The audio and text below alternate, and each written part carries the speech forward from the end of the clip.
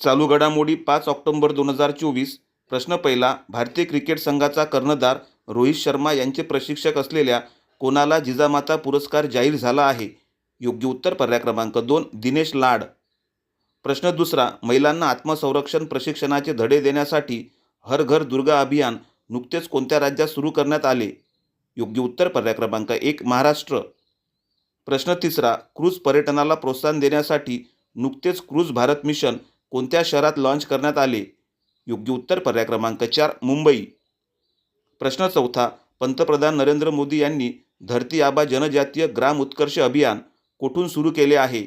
योग्य उत्तर पर्याय क्रमांक 3 हजारीबाग झारखंड.